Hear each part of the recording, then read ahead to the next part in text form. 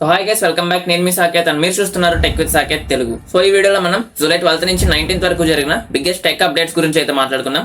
అంటే లైక్ మనకి టెక్ లో ఒక వీక్లీ రీక్యాప్ లాగా అనమాట. సో ఇప్పటి నుంచి అయితే ప్రతి వీక్ అయితే ఈ వీడియో చేయడానికి అయితే ట్రై చేస్తాను. సో ఇదైతే ఫస్ట్ వీడియో. సో దీనికి వచ్చిన రీచ్ ని బట్టి మనం అయితే నెక్స్ట్ నుంచి అయితే కంటిన్యూ అయిపోదాం. అండ్ ఈ టెక్ రీక్యాప్ లో మనం చాలా టాపిక్స్ అయితే కవర్ చేయొచ్చు. లైక్ స్మార్ట్ ఫోన్ అప్డేట్స్ గానీ, ఏఐ ఫీచర్ అప్డేట్స్ గానీ, కొత్త టెక్ న్యూస్ గానీ, గ్యాజెట్ లీక్, సాఫ్ట్వేర్ అప్డేట్స్, ఇలాంటివన్నీ అయితే మాట్లాడుకున్నాం. వీడియోని కనుక లాస్ట్ వరకు చూసినట్లయితే మీకు మంచి యూస్ఫుల్ టిప్ కూడా ఇస్తూ ఉంటాను ప్రతి వీడియోలో. సో వీడియోని అయితే ఎండ్ వరకు చూడండి. ఇప్పుడైతే వీడియోకి లైక్ కొట్టండి. అండ్ మన ఛానల్ కనుక ఎవరైనా కొత్తగా చూస్తున్నట్లయితే సబ్స్క్రైబ్ చేసి పెట్టుకోండి. సో దట్ మీరైతే మా వీడియోస్ అయితే మిస్ అవ్వకుండా ఉంటారు. ఇంకా లేట్ చేయకుండా వీడియో అయితే స్టార్ట్ చేసేద్దాం. సో ఈ టెక్ రీక్యాప్ లో ఫస్ట్ వచ్చేసరికి మనకి ఎన్విడియా GeForce అయితే మనకి ఇండియాలో అయితే లాంచ్ అయిపోయింది. జూలై 15th అయితే ఇది లాంచ్ చేశారు. సో అసలు దీని యూజ్ ఏంటని చూసుకున్నట్లయితే మనకి గేమింగ్ చేయడానికి అయితే పెద్ద పెద్ద ల్యాప్టాప్లు, పీసీలు అయితే కొంటూ ఉంటారు, వాళ్ళు బిల్డ్ చేస్తూ ఉంటారు.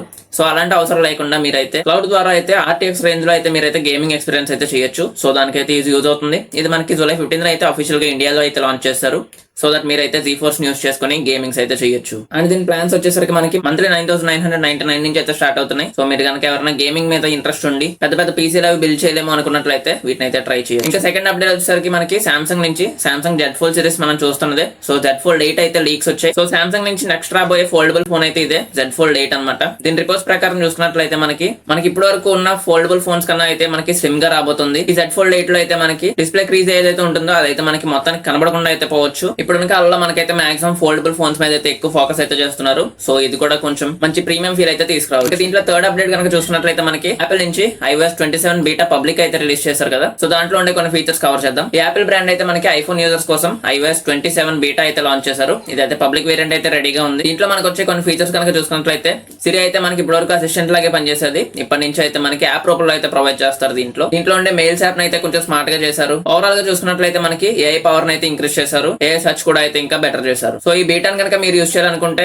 యూజ్ చేయొచ్చు. కాకపోతే మీరు యూజ్ చేసే డైలీ ఫోన్ లో కనుక ఇన్స్టాల్ చేయాలనుకుంటే మీరైతే ఫస్ట్ బ్యాకప్స్ అయితే రెడీగా ఉంచుకోండి. బగ్స్ కూడా ఉండే ఛాన్స్ ఉంది కాబట్టి కొంచెం జాగ్రత్తగా ఉంది. ఇంకా ఫోర్త్ అప్డేట్ వచ్చేసరికి AI అప్డేట్స్ కోసం మనకి ఇప్పుడు చూసుకున్నట్లయితే AI రేస్ లో స్పీడ్ ఇంకా పెరుగుతూనే ఉంది. And almost every tech company మనకైతే AI ఫీచర్స్ అయితే ఇంట్రడ్యూస్ చేస్తూనే ఉన్నారు. Like AI assistants, AI search, AI productivity tools, ఇలా చాలా అయితే ఫీచర్స్ ని మనకైతే తీసుకొస్తూనే ఉన్నారు. సో ఇప్పటి వరకు చూసినట్లయితే మనకి ఈ ఇయర్ మొత్తానికి బిగ్గెస్ట్ ట్రెండ్ అయితే AI అనే చెప్పుకోవాలి. ఇంకా మనకి 2026 హాఫ్ అయిందంతే. మిగతా హాఫ్ లో ఇంకా పవర్ఫుల్ AI ఫీచర్స్ ని, ప్రొడక్ట్స్ అయితే తీసుకురావచ్చు. సో ఫిఫ్త్ అప్డేట్ వచ్చేసరికి మనకి ట్విట్టర్ నుంచి ఇప్పుడైతే మనం దాన్ని X అని పిలుస్తున్నాం. వాళ్ళైతే దాని యొక్క అల్గోరిథం అయితే చేంజ్ చేశారు. ఇప్పటి వరకు దీంట్లో మనకి బాగా పబ్లిక్ గా ఉండేవి కదా. పోస్ట్ ఏం చేసినా సరే ఫస్ట్ పబ్లిక్ ప్రయారిటీ ఇచ్చేవారు. ఇప్పుడు అలా కాకుండా ఫ్రెండ్స్ అండ్ ఫాలోడ్ అకౌంట్స్ కి అయితే ఎక్కువ ప్రయారిటీ ఇస్తూ మీరు చేసిన పోస్టులు అవి ఏమైనా ఉన్నట్లయితే ఫస్ట్ వాళ్ళకి చూపించిన తర్వాత పబ్లిక్ అయితే తీసుకెళ్తారు. అండ్ ఇదే కాకుండా మనకి ట్విట్టర్ లో తెలిసిందే ఫ్యాన్ వార్స్ అవి జరుగుతూ ఉంటాయి. సో ఇలాంటి arguments are unnecessary reply fights ని తగ్గించడానికి అయితే అల్గోరిథం అయితే చేంజ్ చేశారు. మీరు కనుక ఇప్పుడు ట్విట్టర్ యూస్ చేస్తున్నట్లయితే మీరు మీ ఫీడ్ లో అయితే డిఫరెన్స్ అయితే చూడొచ్చు. ఇంకా ఈ వీక్ లో మనకి వచ్చిన అప్డేట్స్ అయితే ఇవి